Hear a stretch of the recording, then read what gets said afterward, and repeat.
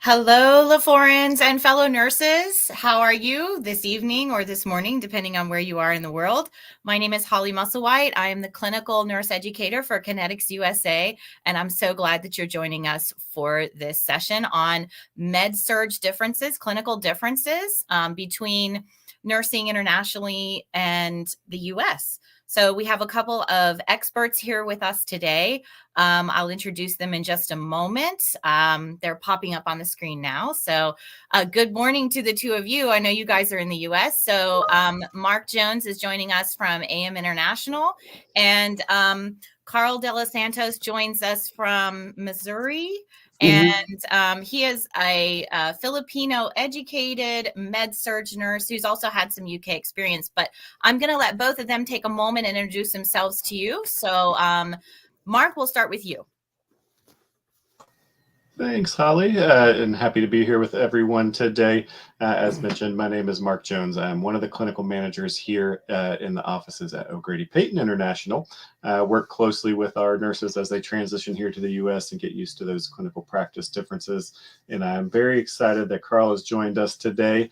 So Carl, I'll let you give a quick introduction about yourself as well. Hello, good morning, everybody. My name is Carl De Los Santos. I was educated back in the Philippines. After graduation, I was hired as a clinical instructor in one of the universities in our region. And then I worked in St. Luke's Medical Center coronary care unit for over 2 years before I moved in UK, where I spent 15 years of my nursing career. I worked in general surgery, vascular surgery, and when the dedicated infectious disease unit opened up at the Royal Sussex County Hospital where I was working, I was one of the new nurses who started that ward until 2021. We moved in America July 2021 and started working as a med-surg nurse at Mercy South here in St. Louis, Missouri. Awesome. Thank you, Carl. I appreciate you sharing this with us. It sounds like you've got a lot of great experience, and so I know your input's going to be really helpful. I should mention I am also a med-surg nurse by practice, so I understand a little bit of where you're coming from as well. So those of you who are joining us today, if you want to share in the comments any questions you might have or where you're signing in from and watching from today, we'd appreciate that. Again, thank you to everybody who's joining us. So now that we've introduced ourselves and we've let everybody know that we're going to talk about med-surg nursing. Carl, you mentioned you were an instructor in the Philippines, but did you have any experience in helping nurses who maybe were going to go to work or train in med-surg? And what was that experience like in the Philippines for you? And then if you'll share a little about the UK with us, that'd be great. Sure. To start with, the curriculum of Philippine nurses is almost comparable, is almost the same with Americans. So we have a four-year course, a bachelor's degree. And it's also a didactic course, meaning to say it's both a combination of classroom lecture and a hospital exposure. In the UK, it's a shorter course. They do it 2 to 3 years. So like the American setting, we study everything from med surg, from adult to pediatrics to psychiatry. Unlike in the UK, when you start your nursing career, you determine straight away what do you want. Do you want to be an adult nurse? Then you only study adult nursing. You want to be a psychiatric nurse? You only study psychiatric nursing, or whatever.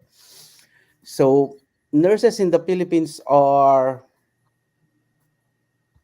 put through a rigorous training. So I can say that probably one of the reasons why some Filipino nurses, they say, are well versed when it comes to their skills and attitude.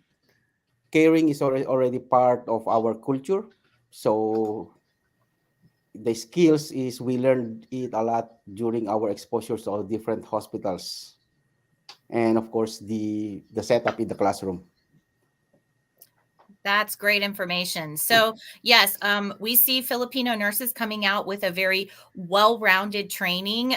You see the same textbooks that U.S. nurses are seeing when they're training, although arguably from a different time period, depending on when you became a nurse.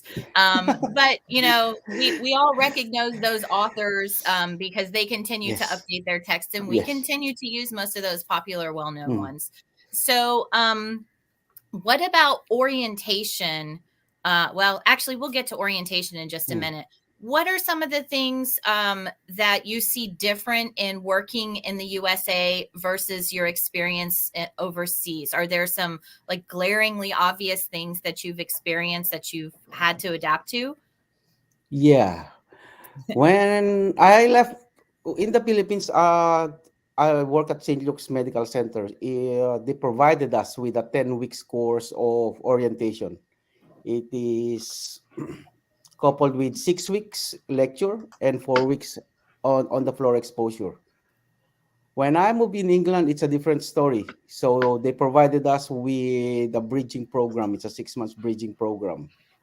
However, after the 6 months bridging program, once they issued us our personal identification number by the Nursing and Midwifery Council, the hospital only gave us a couple of weeks orientation, and then pretty much you're on your own.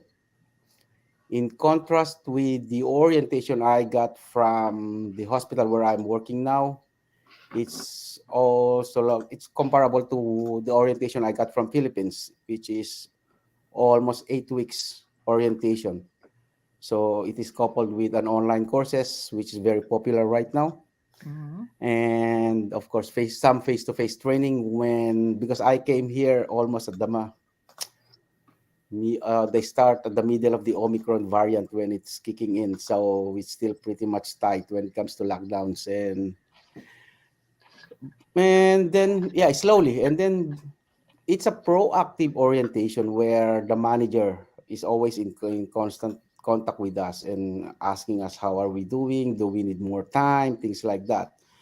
But because of my extensive experience in the past, I professionally tell them that I'm almost ready, because the only thing that hinders me or slows me down was the uh, electronic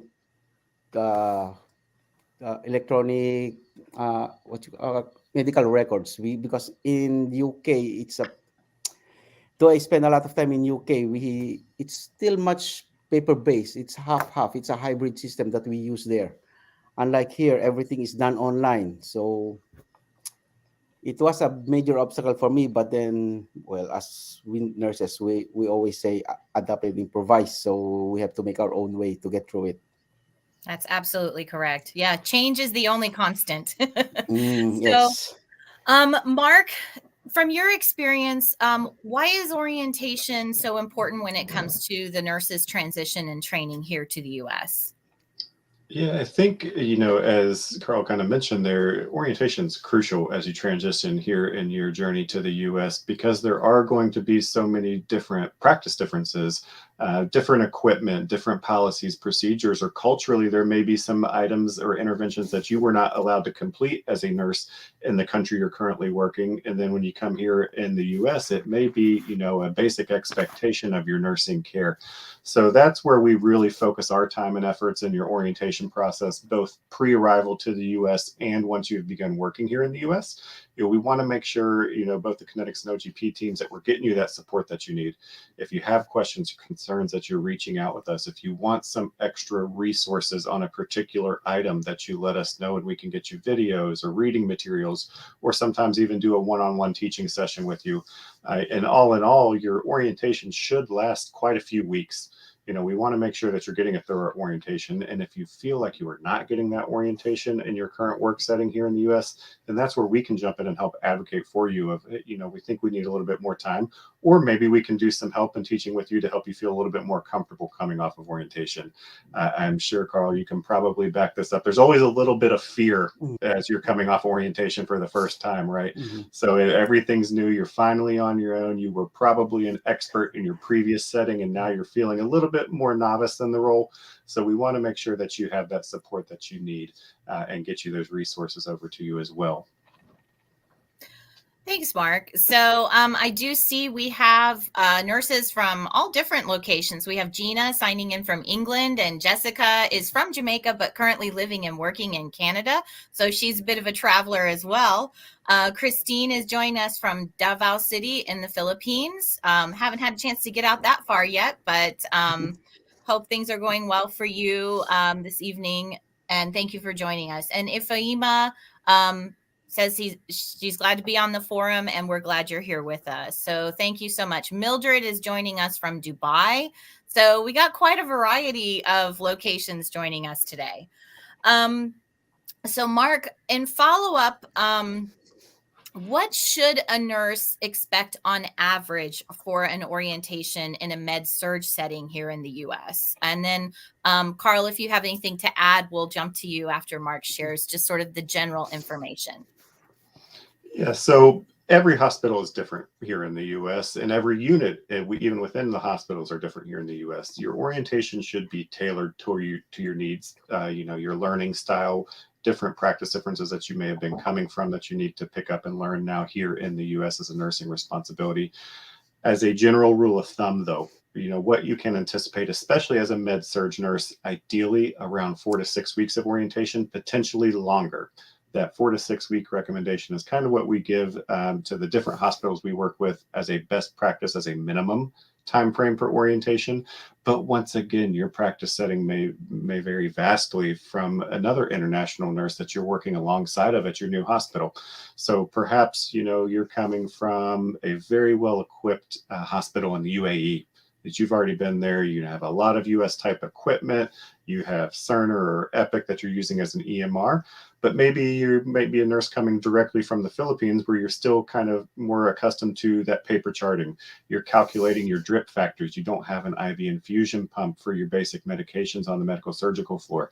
So that's why there's not a hard and fast rule of your orientation has to be a set amount of length, but that is why it's crucial for you to have that open communication and open dialogue when you are working with your preceptors and managers and educators here in the U.S., really letting them know what you need help with, but also showing your confidence in where you have great skills already. If you're confident in a particular intervention or a particular skill, there's no need to ask, 2 or 3 additional clarifying questions on that item when you know what you're doing. You want to make sure you're coming off confident in those areas, but being sure to speak up and do ask questions in those areas you're a little bit more unsure of. So I think that's my key advice for that particular type of situation in orientation as it comes up. And then knowing that you should have several weeks at least at a minimum as you work through orientation. Now, Carl, I'm sure the hospital that you're working at, I know that is probably a little bit different. And I think you got a little bit more time frame if you kind of want to elaborate a little bit of like what your orientation looked like here in the US. Yeah, my orientation here, yeah, as you have said, it is tailored around you as the nurse. So where my orientation here is I think it's 6 or 7 weeks. So because most of the equipment here that I was shown here are pretty much familiar with. I wasn't pretty much familiar with it. So it took me a little. It did not took me long to adjust. It was only through the Epic that I really struggled. But Epic is just like a Facebook where you will find your own way through it. So what else? And of course, the policies. Policies differ from one organization to another. So it is our professional duty towards ourselves, towards our patients who are our clients, to be familiar with all these policies. Yeah, because if we are familiar with all these policies, it makes things easier for us. And of course, I always tell it to my colleagues who are from other countries because back in England, I was a band six nurse, so I was looking after junior nurses. And some of the Filipino new nurses who also comes there. I always tell them to bat themselves and engage with other culture because by engaging with other culture, it will make things easier for them to transition to another country. The tendency of Filipinos and other nationalities, Indians like that, Ghanaians, they tend to clump to each other. They tend to stick to each other. And I always tell them in the long run, it's not going to help you justice because you will not be working with them most of the time or all the time. So you need to be engaging with the others. Because if you don't know how to operate a certain equipment and you're working with only the Indians, if you don't know how to communicate with them, then you're stuck. So you should be able to understand their culture, be able to communicate with them professionally and properly because that will make your things life easier. Another one is communicate in a professional manner because though we have different cultures, we need to be very sensitive how we communicate with others because some cultures they tend to speak louder. Some cultures they tend to be more reserved, like us Filipinos, we are more reserved. So you can only achieve all these things and you can make your time things life easier, especially during orientation if you are more proactive. Rather than being receptive, you need to be proactive. You need to dance on your own dance floor. That's what I'm telling them. You need to show what you've got, but you need to be sensitive not to be too cocky as well. Thank you, Carl. That's really good advice. And I think that you mentioned that cultures tend to gravitate towards similar cultures, Mm, and that's very true. It's our comfort zone. mm, But I also know that the Filipino culture is very warm and welcoming towards other cultures. yes. So it's good to kind of have that balance where you say, Mm, okay, I know someone who may have gone through what I'm going through or come from my yes. home, and that's great. But you're right, reaching out is really, really important. Correct. So I do have a couple of questions that have come up around how can you apply or how do we recruit? So whether you're a med tech looking at maybe transitioning to the US or a nurse, regardless of where you're trained from, you can go to kineticsUSA.com/apply and submit an application. We can look at your qualifications, reach out to you if we need more information, and then see what we can do to partner with you or give you some suggestions for how you can move forward. So again, the website is also posted in the comments, and we'll pop it up here occasionally throughout the discussion. I see Siak is joining us from, I hope I say this right, Leyte, Philippines. Maybe, Carl, you can correct me on my pronunciation if Yes, that's all right. Yeah, I is. later. Okay, good. I Yeah. try. So anyway, one of the things that you mentioned was you were a band 6 nurse Mm, in the UK. And actually that comes up quite often that in many countries where nurses are practicing, they're practicing where there's a little bit of a hierarchy or levels, if you will, senior nurses, junior nurses, bands in the UK. And actually sometimes that's a little bit of a surprise when they get here and when they come off of orientation. There really aren't layers. There's you as the primary nurse. So can you talk a little bit about that, Carl, and your experience? yeah, in the UK, there we have in every ward there is the general manager, and then under the manager there is the band six nurses, which are the juniors. Some call them the charge nurse. Some call them in the traditional way junior sisters. So basically, you help in the daily running of the ward. So you do the allocation, you make sure that right patients are allocated to the correct skilled nurses, things like that. Unlike here, every day the most senior nurses are always elected to become the charge nurse for the shift. However, the primary nurse for every patient is you. So everything that happens to your patient, from lab result to your assessment to your proper and timely communication to your doctor, it's basically you as the nurse. Now, technologies are provided with us to properly communicate everything to the proper doctors and the proper clinicians.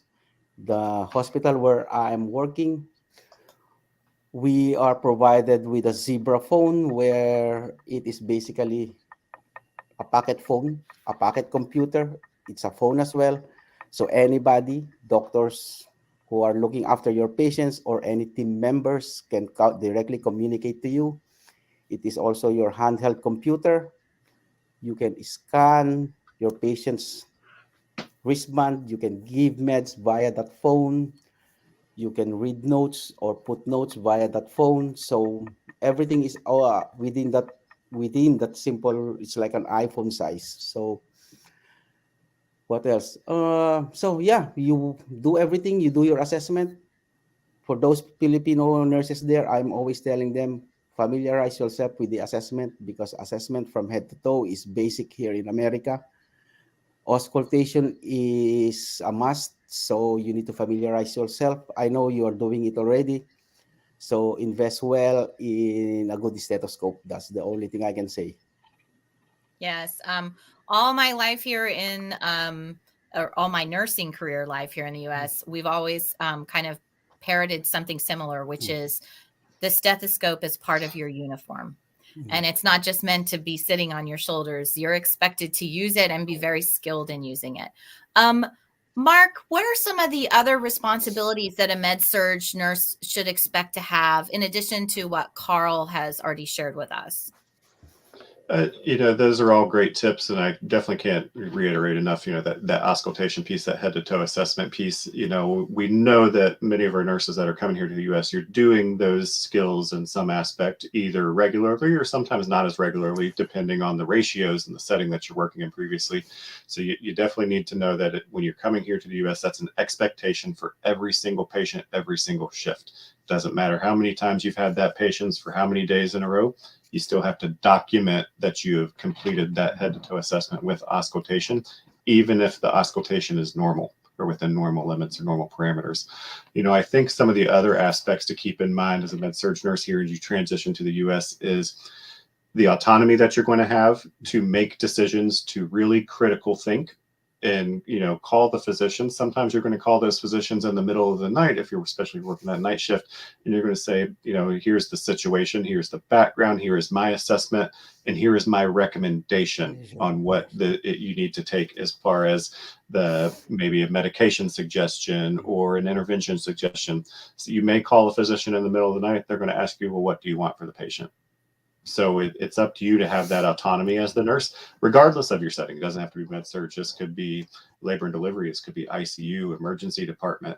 You want to make sure you feel confident in those skills. And that, once again, goes back to that orientation period where you need to be confident in building those skills with your preceptor and your educator.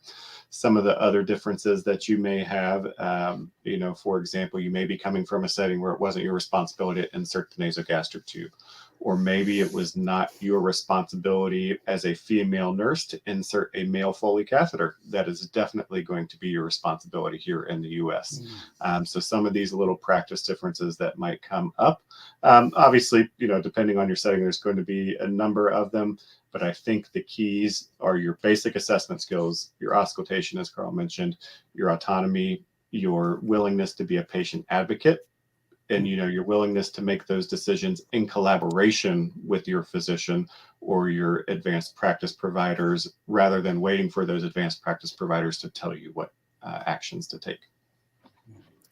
Right. And I think the other thing that you may, I don't know, Carl, if you saw this as something different or not, but some nurses are surprised that the physicians are primarily going to be someone that you call versus having them Mm. maybe sitting at the nurse's station or, Yeah. or a little more accessible and hands-on. And that's part of the Mm. reason that those assessment skills that the nurse has and uses are so important, is because you become the eyes and ears for the physician, and you've got to be able to articulate those things, those high points really quickly. I don't know that they hand out a lot of skill focus in med school on patients. And I do mean like being a Mm. patient person rather than a patient in need of care. But it's really important to be prepared that you are going to have to use a phone system and other messaging systems that hospitals may have. So Mm. Carl, you mentioned there's a small phone that you carry around the size of kind of an iPhone, and that kind of Mm. is a one-stop shop for a lot of different things Mhm. that you're doing. Some hospitals don't have those, but they do have other technologies available, including instant messaging to physicians through secure portals and things like that might be used. So it's just really important to kind of mentally prepare yourself. But if you're feeling nervous about making phone calls to physicians, what are some of the things, Carl, that you might do to prepare for making that first one or two phone calls and relaying information to the doc? There is this system. It's a beautiful system that has been developed by clinicians. It's called the SBAR, where it is stands for situation, background, assessment, and then recommendations. So you need, well, before you call in any doctor, you need to know what's the situation, what's the background of the patient, and what's your assessment, and then you do your recommendations. You just don't pick up the phone and call the doctor at the middle of the night with all incomplete details, because otherwise they might get upset. Some clinicians are proactive. Filipinos, Filipino nurses back home, our culture is we are receptive with the doctors. So it's mostly a doctor driven show. However, moving to a Western country, both UK and here in USA, we nurses are more proactive. It's just like the saying, for every good doctor, beside is a good nurse. So we are very crucial when it comes to the decision making on what will be the plan for the nurse for our patients. So we work actively in conjunction with doctors. It's not it's a two-way process. So when you call a doctor, make sure you have all the data in front of you, so that when you make your recommendations, and then you have a strong standpoint. Thanks, Carl. Mm. And Mohammed, I see you're joining us from Bangladesh. Glad you're with us today. Amy is very appreciative of the information about orientation and medical surgical skills checks. She says, what is a standard immigration wait time after you're documentarily qualified? I'm not the immigration expert. I can tell you that there's kind of an average of I think around 7 months or so, 6 to 7 months from DQ. Carl, did you have a similar experience, or was it a little different? It was almost similar, because I start processing my paper 2019, but then March when COVID arrived in UK, so we have the hardest lockdown in the whole world. So it took Yeah. me just over 16 months to process. Just over 16 months, yeah. So, Yeah. we do have some information available on Mm. the Kinetics USA website about the immigration process, and Mm. there's also a resource that we can maybe drop into the chat that's a booklet about immigration Mm. and the process and the steps. Um, I see, Webby, you've mentioned med techs and lab techs. So again, you can apply to kineticsusa.com/apply Mm. and get more information. We pop the web address up there again. We do have a program for med techs, and so you may find it something that will work for you. Thank you for asking.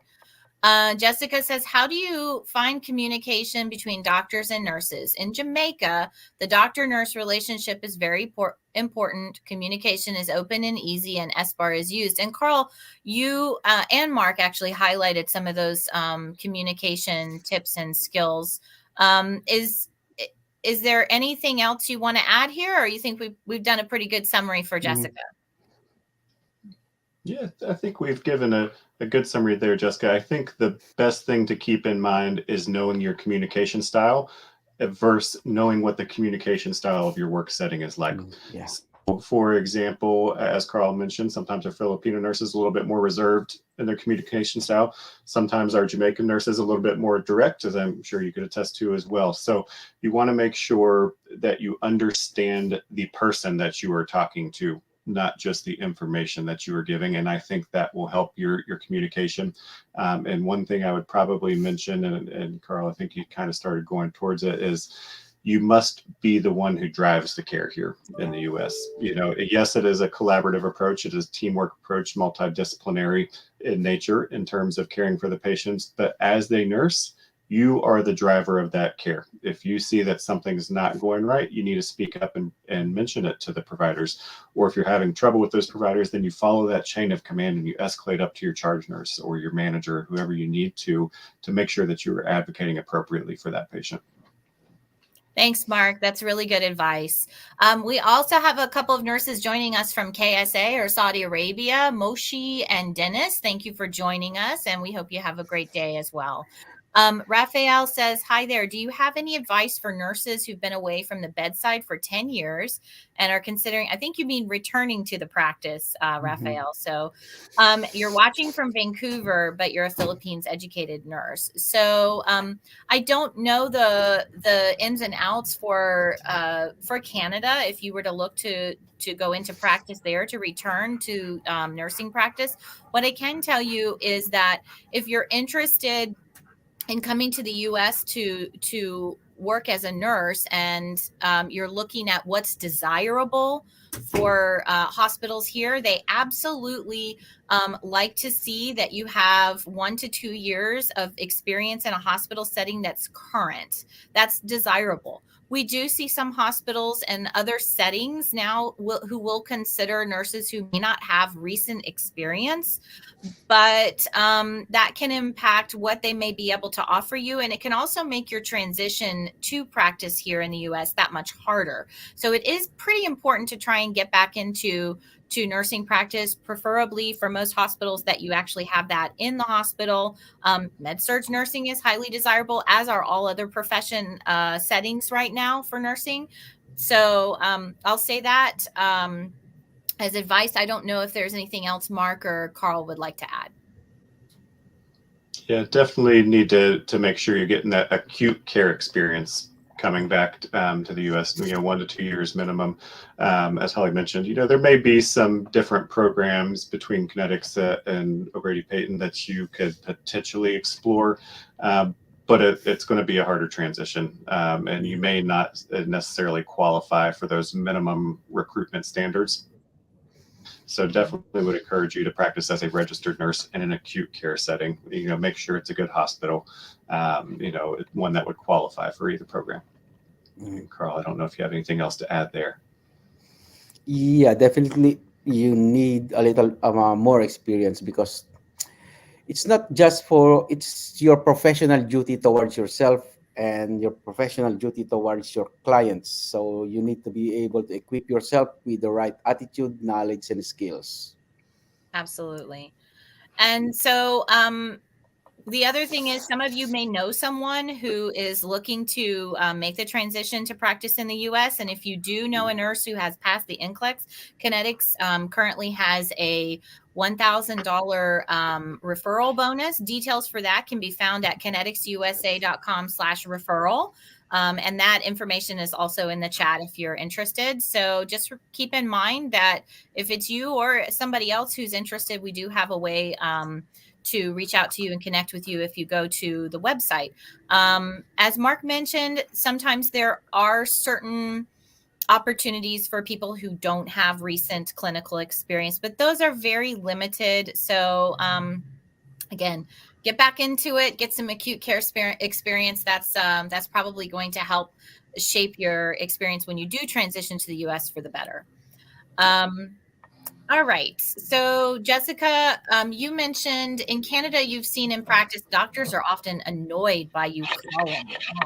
SBAR is a no. How do you find communication in the U.S.? Are doctor-nurse relationships good? So, Mark, I'm actually going to have you answer that one for us, please. Yeah. And once again, I would say you have to build relationships with anyone that you're working here in the US. Yes, there's a certain level of respect that comes baseline in terms of communication, but I personally would say that the interactions that you have are great with your physicians when you work as a team. So you once again want to be kind of mindful of the way you're speaking. Carl mentioned it, knowing what you're talking about when you're going to them. You want to show that you're a subject matter expert on your patient. That is your patient. You should know the most about that patient at that time. So when you show that you know those baseline fundamentals that we would consider here in the US, that really helps improve that relationship, and it helps build that trust between provider and nursing staff. And once you have that trust, the communication becomes way easier. Absolutely. So the other thing is we kind of mentioned layers of nurses, but in the US, the interdisciplinary team here is a little bit flatter by structure. We see physicians relying on nurses to bring their A game and their input. And there are also other members of the team who may have things to share, that when you do huddles with the interdisciplinary team, or you're receiving, some information maybe from someone who's not a nurse, or who is not at the physician level, that input is still considered very valuable. Carl, do you work with any other team members in the interdisciplinary team who are, bringing you information about your patients that you're wanting to use, and make sure that you kind of take that into account? Yeah, we work with respiratory therapists. For post-op patients, we work with the physical therapist and the occupational therapist as well. What else? There's some like wound care team, IV teams. So you need to be able to communicate with them properly. What else? And as we have mentioned a while ago, you need to know your patients well, so that when you communicate to a doctor, say when a doctor orders 2 bags of full of pack RBC to be given overnight, and if you know your patient well, because you read well the history that this patient have a congestive heart failure, things like that, with a poor renal function, then straight away that you will be asking for a standing order for a 10 milligram Lasix to be on site in case the patient start developing congestion. Because if you fail to pick that up, and then at the middle of the night you're giving your bloods, you will end up calling the physician at 12 midnight just for a 10 milligram Lasix.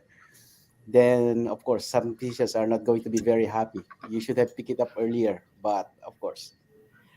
But the facility where I'm working right now, they have these virtual nurses. It's an extra pair of eyes and ears for us nurses who are on the floor, who picks up things that needs to be considered. And when they pick up something, they always make suggestions to you. And for junior nurses or newly qualified nurses, it is very helpful because it gives them, I said, an extra pair of eyes and ears. And it's very helpful because when it gives you direction on how to deal with the patients. So, but not all facilities, I believe, they have these virtual nurses who are kind of on the background monitoring every abnormal lab results or any abnormal trends on the patients.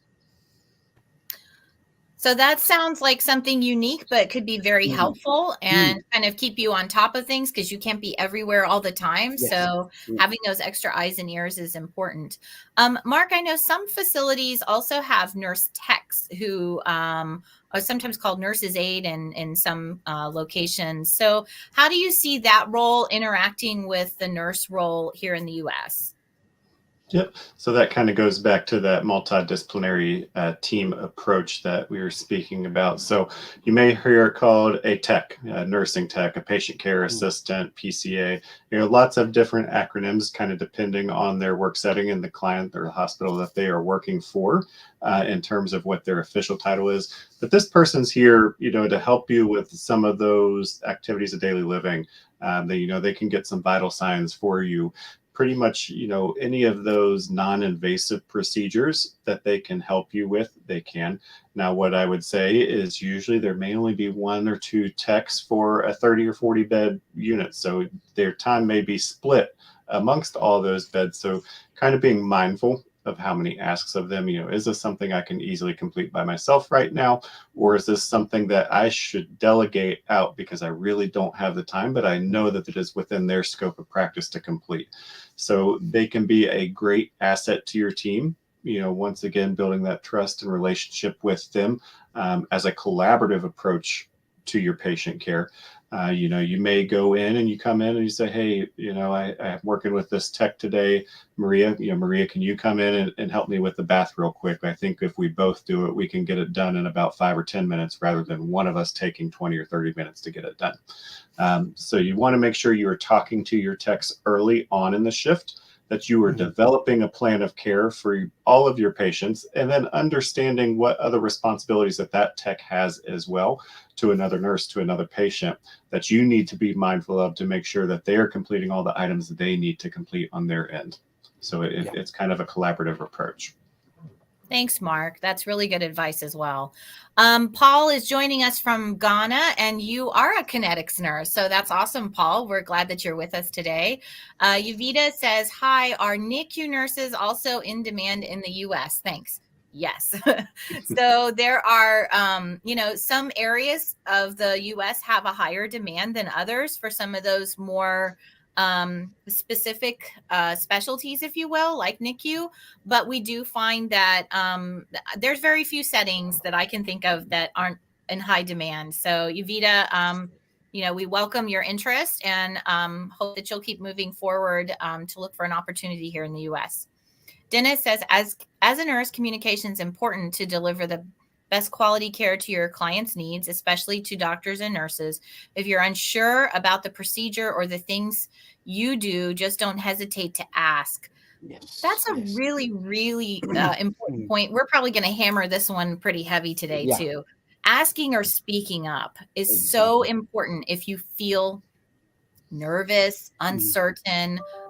Carl, have you had experiences where, you had to think, I'm not sure about this? And how did you handle it? Well, as a band 6 nurse back in England, I always tell my junior nurses before, this is my ethos in life. If you are in doubt, do not act. Resolve the doubt before you act. That's the safest thing to do. If you are not sure of anything, always ask. You don't wait until you mess up or hurt somebody. We are not dealing here with paper. We are dealing here with humans who can be hurt psychologically, physically. Before you do something, if you are not sure, it is always wise and it's always nice to communicate and ask somebody who have prior experience to this one. So that's why I'm always telling people to bait yourself with the other culture and get involved with the other culture. That's the best weapon you can have. There's no such thing as pure Americans, pure Filipinos right now. We are now living in a melting pot society. So that's the best way you can do. Right. And there's a lot of great resources. Yes. Carl, I know some hospitals, actually most hospitals within their electronic medical record, they have certain things that you can reference. If you don't know what the medication is, you don't give it until you know. But how do you find that quickly? So there's usually some quick reference links and things like that. Do you have other resources that you have used to look up information or, verify you're on the right track with things? Yeah. In our MAR, there's the so-called micromedics, where if you are not sure of any medication, you just click it and it gives you all the information. And there is also this policy tech, where all the procedures are written are sourced out via Kaplan. So Kaplan is a famous books in the nursing school. So when you click it, it's all the procedures are there and it coincides with the hospital policy. And one thing good here in USA is they said all the packs here are designed by nurses. So when you open, say, a catheterization pack, everything you need is there. And it is numbered with step by step what procedure to do, things like that until you finish it. which make things life easier for nurses. So for those new nurses out there, everything here will be provided with you the easiest possible way. So don't be so scared. So what else? In, say if you're going to give a certain medication, the computer highlights everything. Say when you give metoprolol, it will ask you whether did you check the heart rate. Make sure you check it and you don't give it below 50, things like that. So there's always check and counter checks happening within the Epic or within the computer system. So not unless you override it, then something can go wrong. So it makes you think critically all the time. So yeah, Mhm. yeah. Yeah, it's really, even though it's an adjustment to get used to the Mm, electronic medical record, at the same time, it takes a lot of the guesswork out of it for mm, some of those important parameters that you need to use when you're mm, caring for the patient or you're doing a medication or a treatment. yeah. Um, Jessica says, how are patient rounds done? Is it done at the bedside with doctors and nurses? So, Mark, you want to talk a little bit about that? Yeah, so I'll touch on it, and hopefully, Carl, you can confirm that it's still Mm, done like this, since it's been a few years since I've been at the bedside now. But generally speaking, for the various specialties, various units, rounds are usually done about the same time every day. It's typically a team of care providers, so could be your physicians, could be a nutrition expert, it could be, a social worker, case manager, various team members rounding on the patients. They talk about, that SBAR. Once again, kind of going back to it, that's mm, how it starts. Who is the patient? What is the situation? What's their history like? What are our current assessments? And what is our plan going forward? That is generally how the rounds go. If you familiarize yourself with that SBAR process over and over again, participating in these rounds will be much easier. And I see your emphasis there. Is it done with the doctors and nurses? Yes, the bedside nurse should be a part of the rounds for their patient. Now, obviously, if you're in an urgent situation in another patient's room and the physicians or doctors, whoever are rounding on another patient, you tend to that urgent issue going on with your patient. Your charge nurse or your colleague, that has the patient rooms next to you, can kind of listen if they need to. But there should also be some notes within that EMR system on the patient rounds for the day that are published by the physician at some point. I would add that typically the nursing notes and physician notes are completely separate. So that's once again where it's important for you to be confident in your skills and your assessment skills. The physician is not necessarily looking at your assessment skills to make their assessment skills, and vice versa. You should not be looking at their assessment to make sure it matches yours. You want to make sure that what you are assessing and what you're looking for matches up with what it was for that previous nurse. Are there any differences? And then that's where you bring those differences up in those rounds. So let's say that, the patient was alert and oriented overnight, and this morning you've noticed that there's some slight confusion. You want to make sure that you're bringing that up in rounds, if not communicating that to the physician a little bit sooner. Mhm. Thanks, Mark. Carl, similar experience for you at your yeah, facility? yeah. Definitely bedside report should be given because then patients should be able to participate during bedside report, so that whatever your plan for the day, whatever your plan for the night, the patient will be aware. So yeah, it's a must. Yeah. Yes. Thank you, Carl. So Marianne is a Filipino joining us from Riyadh today, and Abi Abibatu is joining us from Ghana. I have another question. Let's see, from Francis. Um, Oh, are we going to do a session for accident and emergency or ER? We actually did one of those previously, so I'll see if we can drop the link for that session into the chat here for you. It has some great information about ER and the transition and some specific things. So yeah, you can tune into that. Um, Moshi wants to know the nurse patient ratio in the US. So I'll let Carl share his ratio in Mhm. just a minute. But Moshi, one thing you need to keep in mind is, like Mark said earlier, every hospital unit is different. So even if you have 5 med surge units in one hospital, you can see different ratios. You can also see sometimes ratios in the unit change based on the acuity of the patients that are there at that particular time or on that shift. So I've experienced the gamut of that, but Carl, I'll let you share your personal experience with your med-surg unit and your ratios. And then Mark, maybe you can add some about what you see in general with some of the nurses that we work with.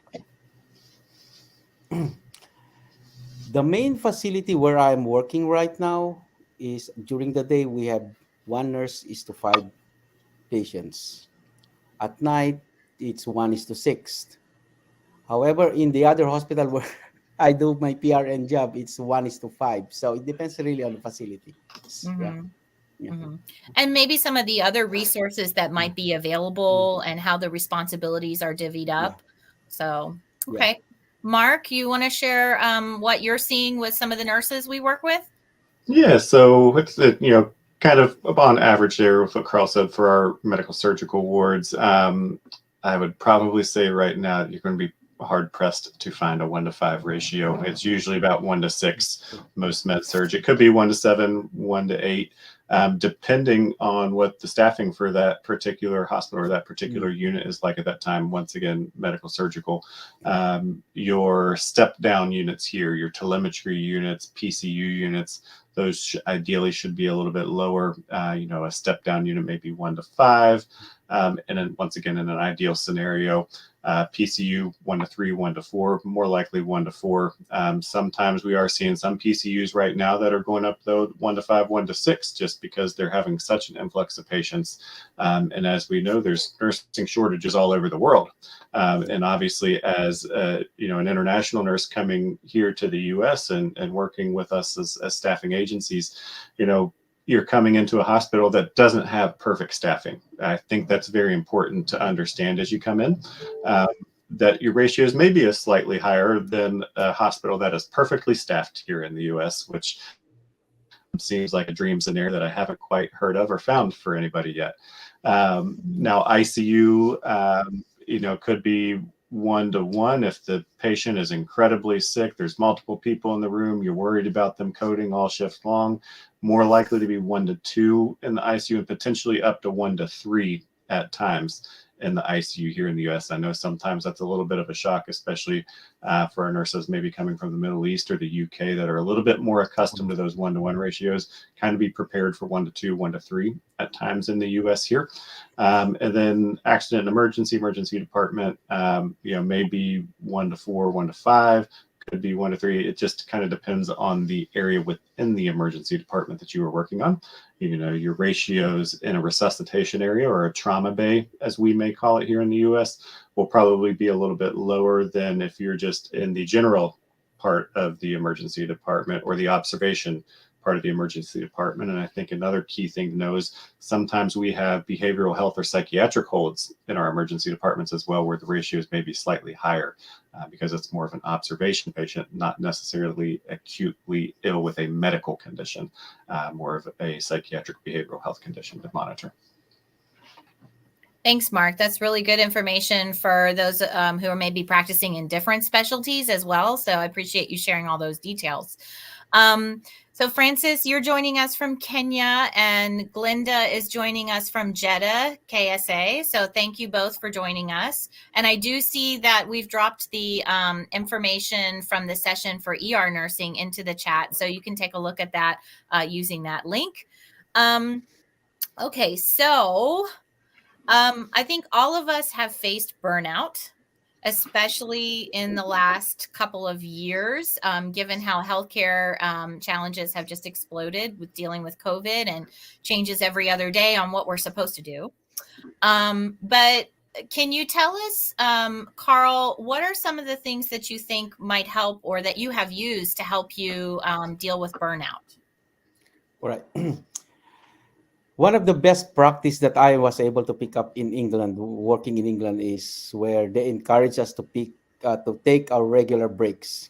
So in England, breaks the time that you take your break is allocated by the charge nurse. So you have to take your break at a certain time. So you're allocated to do your break this time. So you really have to get off the floor, leave everything. And unlike here in America, I hate to say this, but break is encouraged, but then sometimes the ward can be very busy. So you have to learn the art of multitasking, that you're having a break and then at the same time you're reading your lab values. So things like that. So so you need to go when you come here in America, you need to explore your community. You need to get out there. Uh, you need to compartmentalize your personal life and your work life. So it's an art that you have to learn. So you need to get out. There's a lot of opportunities out there. Go out and explore your area. Take a small travel, a 1-2 hours road trip like that. So anything that will maintain your balance and your sanity, if I may say it. Mhm. Yeah, yeah, Absolutely. yeah. Mark, any other tips you would have for dealing with burnout? Yeah, I think that's great, honest tips and opinions. Just know coming here to the U.S., as Carl mentioned, you do have to develop that work-life balance. If they are asking you to continuously to pick up that extra shift, oh, the unit's short. Can you come in and work tonight? Can you come in for 8 hours on Saturday? It's okay if you say no from time to time. Yes, we all love working that extra overtime, getting a little bit of extra money. Mm, Some incentive mm, pay may be involved, depending on the hospital you're working at.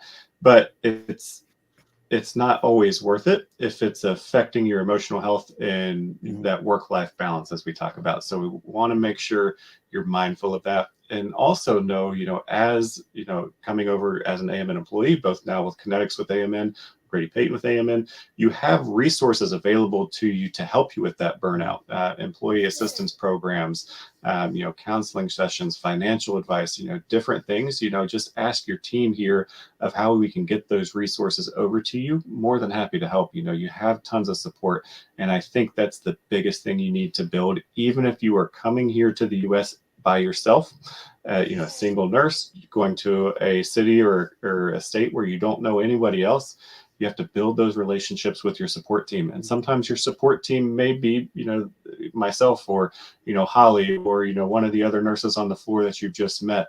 So, don't be afraid to reach out and ask for help wherever you need it. That's the best way mm. to kind of prevent that burnout from occurring. Absolutely. So another question popped up in the chat. Kasim, thanks for joining from KSA. And Mary Ann says, do we at least have UAPs and LPNs? So UAP is another term for nurse tech or patient care Mm, tech or nurse aide, mm, depending on how your hospital may use that title. And all hospitals are different. So yeah. some will use them, but they will narrow their responsibilities to only Mm, certain tasks. mm, Others will maybe broaden it mm, and give you more of that type of help. But the other thing we are seeing a trend with, again, because of nursing shortages, is hospitals that may not have had very many LPNs or LVNs are now reintroducing them. mhm, And we're seeing sometimes it's a pilot program, so not every unit has them. And sometimes they're like full on. One thing I would advise is that if you're working with an LPN, know their scope. Understand that sometimes it can be advanced beyond what you've studied for the NCLEX. The NCLEX is very rigid. It's about what all LPNs can do.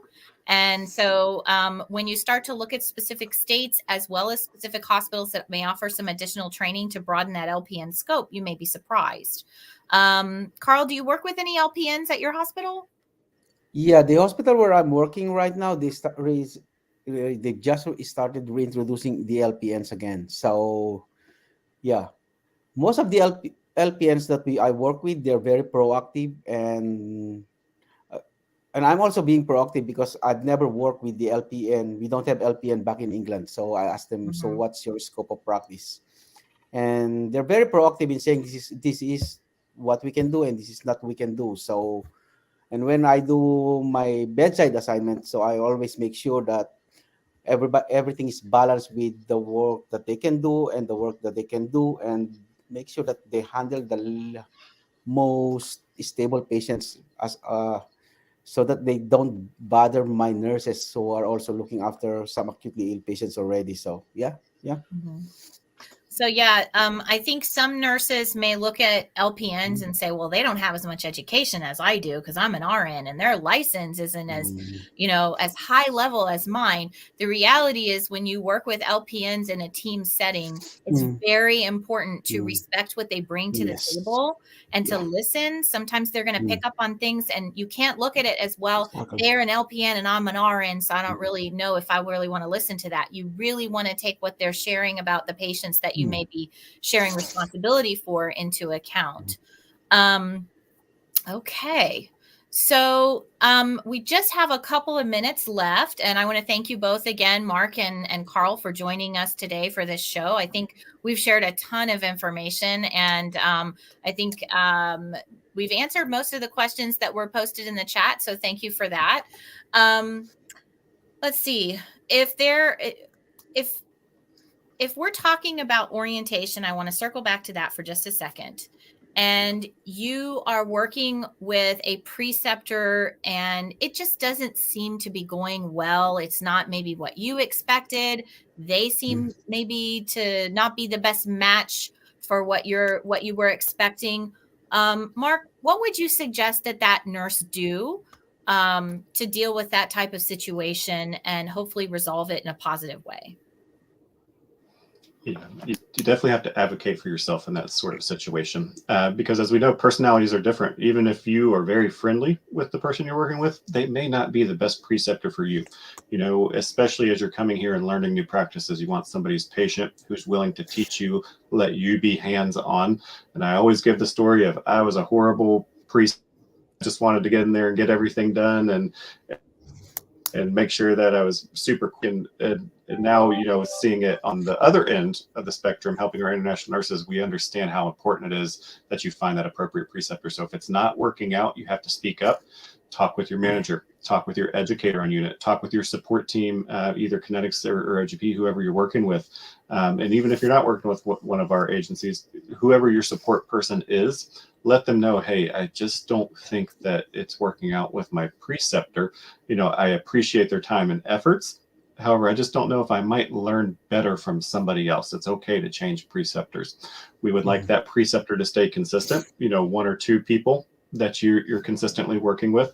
So you kind of have that repetition and you understand what they expect and you understand how you to perform certain tasks, because as we know, working here in the US, there's multiple different ways you can do something to achieve a positive outcome. So understand your preceptor, what they're looking for.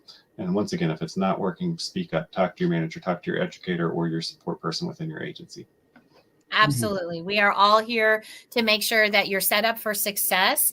And so we want to make sure that the resources that you have access to, you know what they are and you use them. If you're not sure where to go, we can also help point you in the right direction. So, there are more resources available on the Kinetics College site. We have resources for other specialties, including the one we did for ICU.